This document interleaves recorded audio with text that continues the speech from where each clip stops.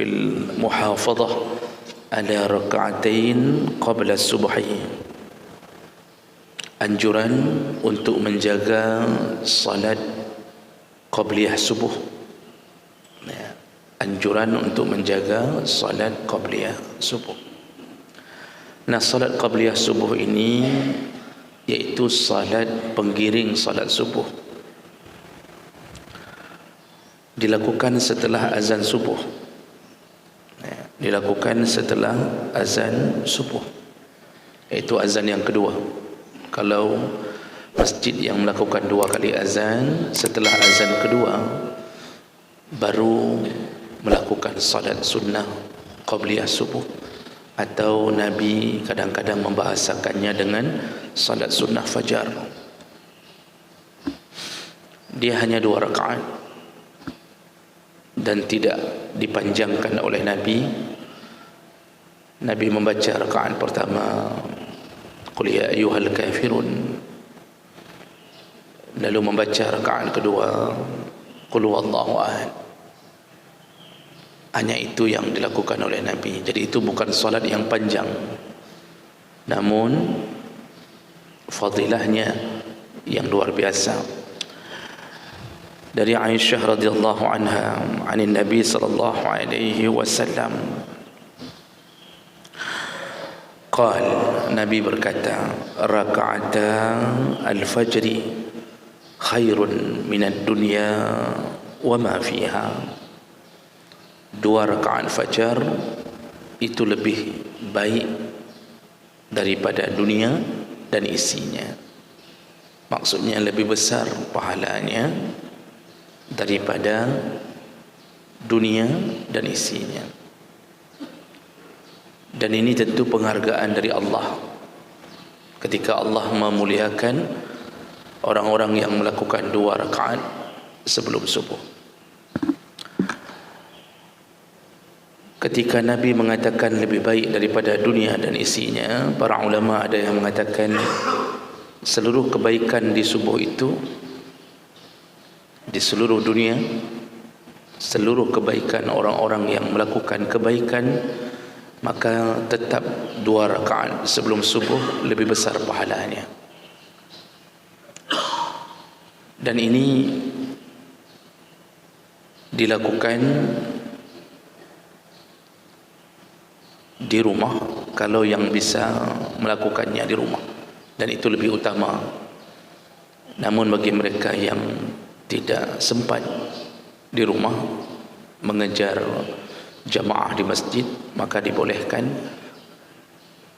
dan sah melakukannya di masjid. Namun perlu jadi catatan, karena ada pemandangan yang saya lihat ketika seseorang masuk ke dalam masjid, iqamah telah berbunyi, tapi dia mengejar salat sunnah qabliyah subuh ini karena mengingat banyaknya pahala. Sudah bunyi iqamah, dia tetap melakukannya. Ini satu kesalahan. Ini salah satu kesalahan. Rasulullah sallallahu alaihi wasallam telah menyebutkan la salata ba'da al-iqamah, tidak ada salat setelah iqamah illa al-maktubah, kecuali salat fardu. Tidak ada salat setelah iqamah kecuali salat fardu. Nah, ini perlu didetilkan. Kalau seandainya kita sudah berada di masjid dan pas kita masuk iqamah berbunyi, maka jangan lagi lakukan salat sunnah apapun. Tetaplah segera bersiap-siap untuk mengikuti salat jamaah wajib bersama imam. Jadi jangan memulai salat sunnah apapun kalau iqamah sudah berbunyi. Nah, bagaimana kalau seandainya ketika kita datang iqamah belum berkumandang? Para ulama mengatakan dibolehkan melakukan salat sunnah Namun ketika baru saja kita lakukan salat sunnah, baru takbiratul ihram, tiba-tiba bunyi iqamah, sedangkan kita baru memulai salat sunnah qabliyah. Apa yang harus kita lakukan? Para ulama termasuk mazhab Syafi'i mengatakan, kalau kita khawatir tertinggalnya satu rakaat bersama imam, artinya kita khawatir kalau kita melanjutkan salat sunnah qabliyah ini sehingga menyebabkan tidak mendapati rukuk bersama imam, maka disuruh putuskan salat sunnah itu, batalkan, lalu bergabunglah bersama jamaah. Karena salat berjamaah wajib lebih afdal daripada salat sunnah tadi. Jadi ada orang yang mengira salat qabliyah subuh lebih besar pahalanya daripada salat subuh. Itu pun satu kesalahan terbesar. Tidak ada salat sunnah yang bisa mengalahkan pahala salat wajib. Tidak ada. Bahkan bagi seorang perempuan, ketika Nabi menasihati para perempuan untuk bisa masuk surga, Nabi menasihati 4 perkara, yaitu iza sallatil mar'ah khamsaha. Seorang istri kalau melakukan salat wajib yang 5 waktu saja, tidak perlu lakukan salat sunnah, kata Nabi. Maksudnya tidak perlu kalau engkau ingin melakukan yang 5 waktu saja. Lalu kemudian wasamat syahraha, dan seandainya mereka melakukan puasa Ramadan saja, tidak ada solat, tidak ada puasa Senin Khamis, tidak ada puasa-puasa sunnah pun tak ada. Jadi solat 5 waktu saja, puasa Ramadan saja. Wa hafizat farjaha, lalu dia menjaga kehormatannya. Farjun kemaluan, tapi yang dimaksud kehormatannya, dia tidak pakai baju ketat, dia menutup aurat, dia tahu cara bergaul kepada yang bukan suaminya, dia jaga kehormatannya. Wa ata'at zawjaha, dan yang keempat, taat pada suaminya. 4 perkara suruhan Nabi pada perempuan. Tidak ada bahasa sambunglah salat sunnah, puasalah sunnah, tidak ada. 4 perkara yang berhubungan dengan ibadah langsung. Jadi 2 langsung berhubungan dengan ibadah, yang 2 berhubungan dengan ketaatan di luar ibadah. Apa kata Nabi di ujung hadis? Kalau perempuan mampu melakukan ini sepanjang hidupnya, 4 perkara ini, ya, walaupun tanpa solat sunnah, walaupun tanpa puasa sunnah, wa qila laha, nanti hari kiamat Allah akan mengatakan kepada perempuan ini, udkhulil jannah min ayyi abwabin syi'ti, masuklah engkau ke surga dari pintu manapun yang engkau suka. Hadis sahih. Masuklah ke surga dari pintu manapun yang engkau suka. Jadi salat wajib tanpa salat sunnah, kalau dibarengi dengan beberapa perkara tadi, membuat jaminan surga. Jadi jangan mengira salat sunnah lebih utama daripada salat wajib, sehingga ada orang yang mengutamakan salat sunnah lalu meninggalkan yang wajib. Nah, jadi kalau seandainya kita baru saja melakukan salat sunnah qabliyah subuh, tiba-tiba bunyi iqamah dan kita baru saja takbiratul ihram, kalau khawatir tidak mendapatkan rakaat bersama imam dengan mendapatkan rukuk, putuskan salat tadi, batalkan salat tadi. Bagaimana cara batalkannya? Dengan langsung bergerak, batal. Ya, dengan langsung bergerak. Perlukah meniatkan keluar dari salat? Kalau kita belajar dulu matan takrib, kitab-kitab fikih yang paling sederhana matan takrib itu dalam rukun solat ada ditambahkan iaitu niatul khuruj anis solat, iaitu berniat keluar dari solat.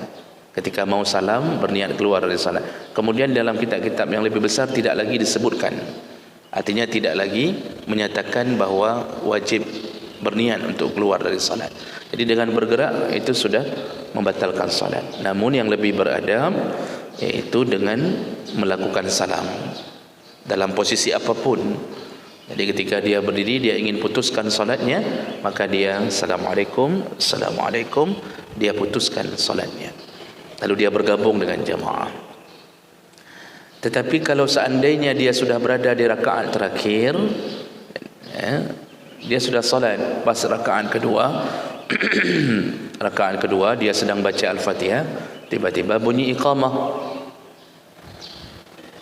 Nah di situ kalau yakin mendapatkan rakaat bersama imam, tidak jauh dengan imam, maka silahkan sempurnakan salatnya, tapi disuruh ringkaskan, jangan lagi berpanjang-panjang dalam salatnya. Nah ini semua menunjukkan bahawa mengejar salat wajib lebih utama. Namun walaupun begitu, orang-orang yang sudah melakukan salat wajib dengan baik, salah satu yang bisa membuka kunci surga yaitu salat sunnah qabliyah subuh. Bahkan Rasulullah mengatakan lebih besar pahalanya daripada dunia dan isinya.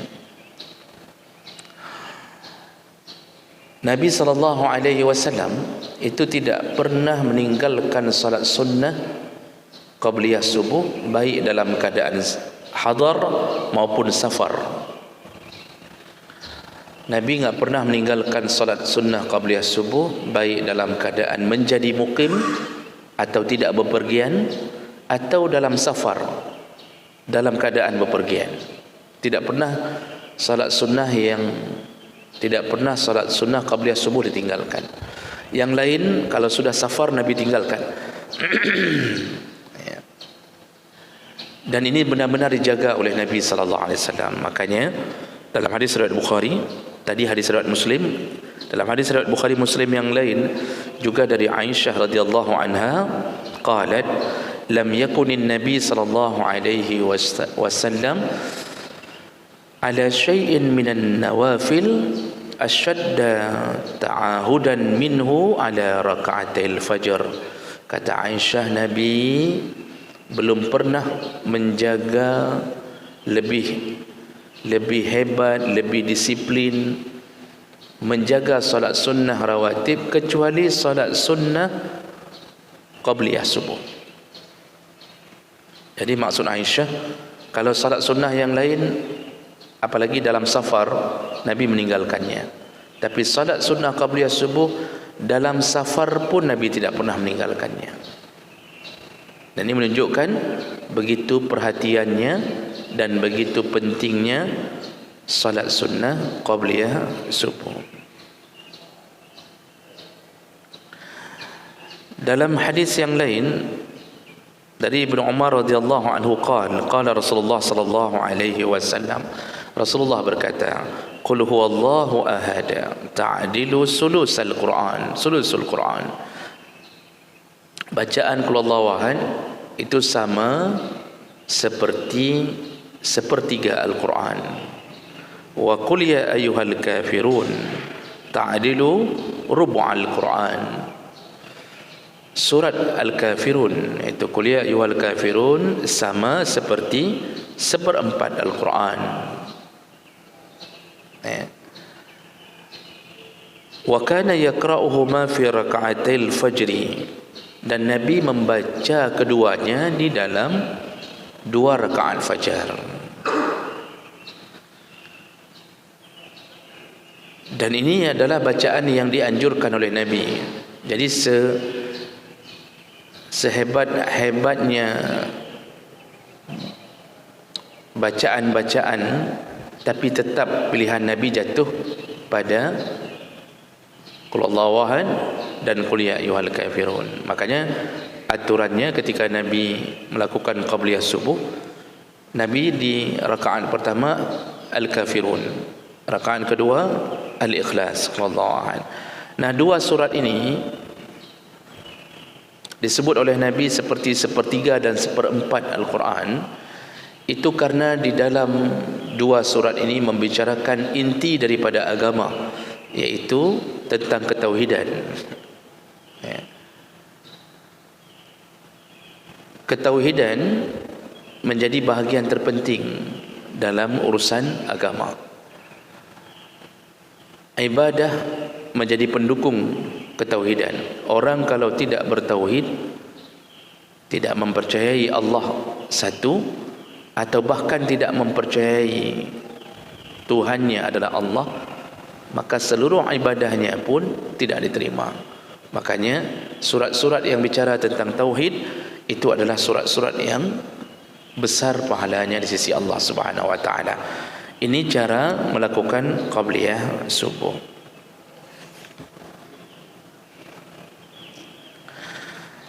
Nah, jemaah melakukan Allah Subhanahu wa taala,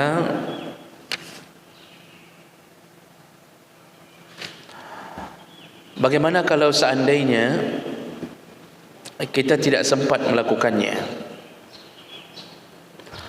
Maka dalam catatan beberapa riwayat disebutkan bahawa Nabi pernah mengqadanya setelah salat subuh. Nabi pernah mengqadha qabliyah subuh, dilakukan setelah salat subuh. Di antaranya ada beberapa hadis yang menyebutkan ini. Yang pertama hadis dari Tirmizi, riwayat Tirmizi, Ibnu Majah dengan derajat yang hasan. An Abi Hurairah radhiyallahu anhu qala Rasulullah sallallahu alaihi wasallam, Rasulullah berkata, man lam yusalli raka'atil fajri, barang siapa yang tidak sempat melakukan dua rakaat fajar, falyusallihima ba'dama tatlu'us syam, maka lakukanlah setelah terbitnya matahari.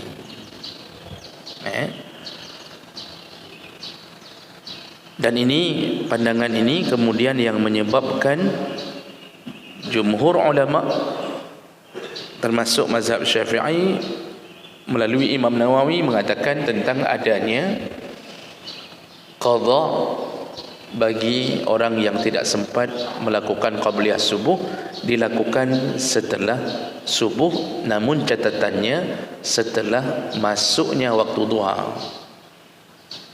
Sama seperti kita salat paket subuh. Jadi jangan salat ketika matahari sedang naik. Jadi Nabi menyuruh melakukannya setelah matahari sempurna terbit, untuk mengganti qabliyah yang tidak sempat dilakukannya.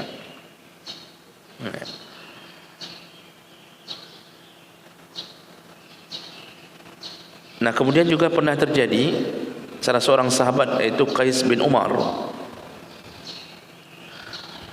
pernah beliau salat berjamaah bersama Nabi sallallahu alaihi wasallam, salat subuh.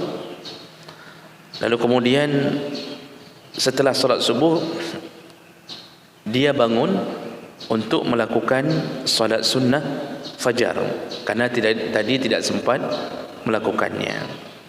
Lalu Nabi sallallahu alaihi wasallam bertanya kepadanya.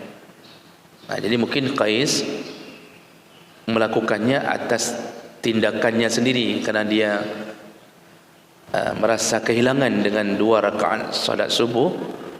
Lalu dia bangun lagi setelah salat subuh. Dia bangun lagi, dia salat dua rakaat lagi. Ketika Nabi melewatinya, Nabi bertanya, "Ma hazihi salah?" Ini kamu salat apa? Kata Nabi. Fa akhbarahu, lalu Nabi diberitahu oleh Qais bahawa dia belum melakukan salat sunnah qabliyah subuh. Jadi dia mengambilnya setelah salat subuh. Ini tindakannya sendiri, Pak. Apa yang terjadi? Fasakatan Nabi sallallahu alaihi wasallam wa madha wa lam yaqul syai'an. Setelah Nabi mendengarkan alasan dari Qais, Nabi berlalu begitu saja. Nabi diam, Nabi berlalu begitu saja dan tidak mengatakan apapun. Tidak diprotes, Nabi tidak mengatakan bahawa ini enggak boleh. Nabi diam, lalu Nabi berlalu. Makanya kita mengenal salah satu daripada sunnah adalah sunnah takririyah, persetujuan dari Nabi sallallahu alaihi wasallam. Nabi kalau sudah diam pada satu perkara menunjukkan Nabi setuju. Karena Nabi tidak boleh diam kalau perkara itu dilarang. Makanya ketika sahabat pulang dari salah satu perjalanan makan kadal Arab, kadal padang pasir, dhab, karena enggak ada makanan di tengah padang pasir, ada sahabat menangkap kadal Arab, kadal di padang pasir, disebut dengan dhabtun. Bentuknya bukan seperti kadal kita, dia agak lebih berisi ya. Kalau bagi anak-anak itu lebih kenal, karena ada filem kartun yaitu Oscar. Kalau bapak kenal Oscar, berarti bapak sering nonton filem kartun. Oscar itulah kadal padang pasir ya, bukan kadal kita. Kalau kadal kita mirip tokek begitu, ini tidak, agak gemuk ya, lebih berisi. Tapi tidak semua yang gemuk-gemuk kadal ya. Jadi mereka makan karena enggak ada makanan, dia tangkap, dipanggang, dibakar, makan. Pulang ke Madinah, lalu mereka cerita kepada Nabi, ya Rasulullah, kami telah memakan ad-dhab. Bagaimana menurutmu? Rasulullah diam. Nah, dari diamnya Nabi sampai hari ini kadal Arab itu dimakan oleh orang Arab. Bahkan sudah dapat label, iaitu obat kuat. Sudah menjadi obat kuat. Di Mesir cukup banyak, tapi saya enggak pernah makan. Tapi teman banyak yang makan. Ada yang pelihara. Jadi dipelihara. Jadi kalau pagi ditempeleng sekali, mati, kemudian dimakan. Bahkan banyak dijadikan serbuk obat. Sampai hari ini dimakan gara-gara diamnya Nabi. Maka orang Qais tadi ketika melakukan salat ba'diyah subuh, Nabi tanya, salat apa ini? Dia sebutkan, saya belum sempat melakukan sebelum, saya lakukan sesudah. Nabi diam, menunjukkan dibolehkannya melakukan salat qabliyah subuh diqadha menjadi salat setelah salat subuh. Hadis riwayat Ahmad dan sanadnya hasan. Nah, jemaah maka Allah Subhanahu wa taala, ada dua dalil tadi. Tadi Qais melakukannya sebelum matahari terbit. Habis solat subuh langsung dia berdiri lagi. Sedangkan Rasulullah menyuruhnya setelah matahari terbit. Maka mana yang lebih utama untuk diambil? Yang lebih utama adalah qaul, iaitu perkataan Nabi lebih utama daripada diamnya Nabi. Maksudnya kalau mau melakukannya, yang lebih utama adalah melakukannya setelah matahari terbit. Itu yang pertama, catatan pertama tentang masalah mengqadha salat sunnah qabliyah subuh. Catatan kedua, ini hanya berlaku bagi mereka yang terbiasa melakukan salat qabliyah subuh. Terbiasa melakukannya, dia sudah istiqamah melakukannya. Bukan yang baru sekali melakukannya, lalu besoknya tidak sempat melakukan, lalu dia langsung qadha. Tidak. Ini hanya bagi yang mereka kehilangan qabliyah subuh setelah dia istiqamah melakukannya, maka silakan ganti setelah terbitnya matahari. Jadi tidak berlaku bagi yang model qabliyah subuhnya setahun sekali atau satu semester sekali, tiba-tiba ketinggalan lalu dia langsung qadha, tidak berlaku. Tapi kita sudah tiap hari, tiba-tiba hari itu terlambat kita bangun, langsung kita kejar jamaah dulu ke masjid, enggak sempat melakukannya, maka dibolehkan mengqadhanya. Nah, ini disetujui oleh, disetujui, didukung oleh banyak pandangan dari para ulama-ulama mujtahid. Nah, jadi Bapak Ibu yang Allah muliakan, inilah kemuliaan orang-orang yang melakukan atau menjaga salat sunnah qabliyah subuh.